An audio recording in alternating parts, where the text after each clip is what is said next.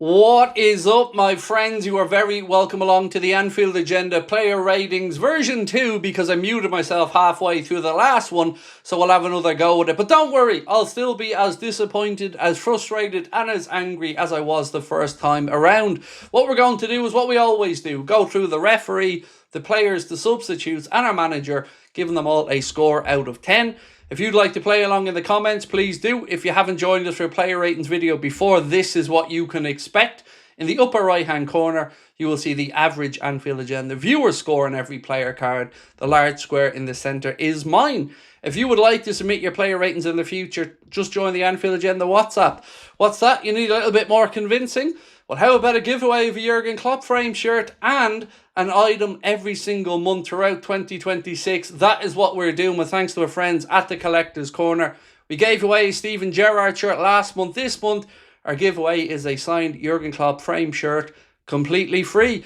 To enter, all you have to do is scan the QR code in the description or on the screen right now for further details.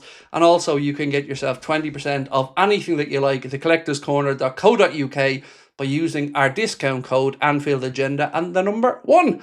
Right, let's get straight into it. For the second time, referee, well, he was still as bad as he was earlier on. And still, again, I don't think it doesn't matter if you're a fan of Liverpool, City or anyone else. You're probably left scratching your head at a couple of the decisions that Craig Houlden and the officials made in the game. I do think Mark A should have had a red card for the tug of Mohamed Salah's shirt, but other people may view it differently. All in all, though, I think Craig Houlden gets a score of 4 from me and a 2.4 from the Anfield Agenda viewers. Next up, Alisson Becker. He hasn't been himself recently, and he isn't doing the things that you would expect Alisson Becker to do. The simple things: maintain possession, pick out a teammate. He just looks a little bit shaky, and I'm convinced, and this is only my own thought process, that he just had enough of Arna as well. Maybe I'm just trying to delude myself into trying to justify some of the poor performances, but for Ali today, I'm giving him a score of 5, and the audience have gone a little bit lower with a score there for Alisson of 4.2. But do let us know in the comments what you think. Next up, we move on to Milos Kerkez. I actually think Milos had a really good game today. And one of the few bright sparks out there. You know, he kept Haaland out early doors when he was through. And he was very tenacious and upfront in his defending. Right in their faces. How I like it, to be honest with you. No, that's your dirty mind wandering, not mine. But honestly, I think he was one of the few bright spots today for us. So Milos gets a score of 6.5 from me. And a score exactly the same from the Anfield Agenda viewers. Been very impressed with him lately, I have to say, and one of the few bright spots, as I said, in that performance today. Next up, our captain, Virgil van Dijk. This is going to sound weird, but I actually don't think we were too bad defensively today. It's not like Manchester City had a whole load of clear-cut chances. I thought Virgil and Ibu defended well enough, but where I do have a qualm with Virgil is the leadership aspect. He is overseeing, as well as Arna and the rest of those senior players, yet another capitulation at Anfield. And questions have to be asked about that. What is going wrong? So for Virgil today, I'm going to give him a score of 5 because I think that's fair based off the performance. And the audience have gone for a 5.6 there for Virg. Next up, his centre-back partner, Ibrahim Konate. And again, like Virgil, I don't think he really did too much wrong today. Yeah, I thought they were both okay and they dealt with most of what Man City threw at us. But once again, right at the end, we capitulate and it's just becoming a recurring theme. So I'm going to give him the same score as I did Virg, a 5. And the audience have gone a little bit higher for Ibu with a score of 5.8. All in all, though, I don't think it was a poor performance from either of our centre-backs. We just capitulated. That's the word I'm just going to keep using. Dominic Szoboszlai. Another very, very strange situation to discuss because he's playing right back in a role that isn't as natural and doing a good job for the team and as best as he could. Then he goes up and scores an absolute world-class free kick that deserves to win any game and any era and any occasion. But he somehow ends up on the losing side and sent off a few minutes later. Football is mad and you never know what's around the corner.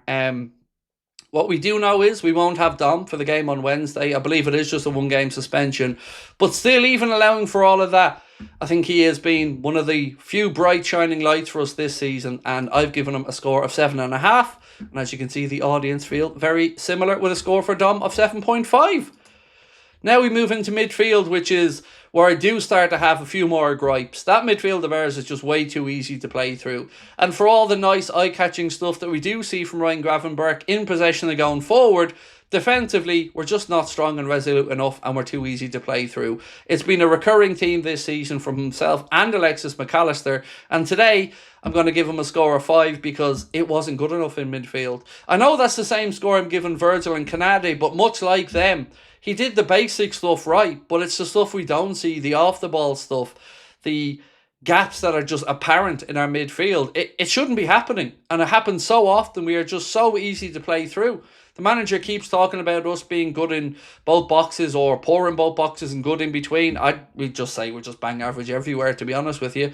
So it's a 5 from me for Gravenberch, and it's a 5.4 from the Anfield Agenda audience. Moving into the other crime member? No, that's probably not the right phrase. The other candidate for poor performance of the day. That's probably a fairer way, because I have another one I'll move on to in a minute in the Mohamed Salah shaped hole that we do have in our team. But Alexis McAllister, I just don't think this season he's ever really gotten up to the speed of what we know he's capable of. And today, again, he just seemed to be playing catch up, looked a little bit out of breath, looked a little bit exhausted, and just not the tenacious player that we know he's capable of being. But then again, something not feeling right is kind of the theme of this season. Some of these things you just can't quite put your finger on. So for Alexis today, I'm going to give him a score of 4.5. The audience has gone a bit higher there with a score of 5.2. Moving on now for Florian Wirtz. Look, he's been brilliant over the last few months, but today wasn't a great day at the office for Flo. Touch a little bit too heavy on occasion, trying to pass the ball at one point into the net where I really feel like he should have put the laces through it, was getting into good areas but just not making the right decisions in them. And again, just a frustrating one really more than anything for Florian Wirtz today. So I'm going to give him a score of 5, and the audience again a little bit higher with a score there for Flo of 5.6. Moving on now to Cody Gakpo. Everything that you think I'm going to say is what I'm going to say, because it is a recurring theme and it is just the same thing every single week. We know that he will play probably on Wednesday in the same position, and we know we'll probably be here talking about similar frustrations of him being too easy to defend against, too one-dimensional, cutting inside. You know, we can only keep repeating ourselves over and over again. There is a lot of things he does well, but there is a lot of things he's limited to doing as well. And the fact that we don't have another option there, well, that's a conversation for another day. But for today, for Cody, I'm giving him a score of 5. And the audience have gone lower there with a score of 3.6. Let us know where your head's at in the comments.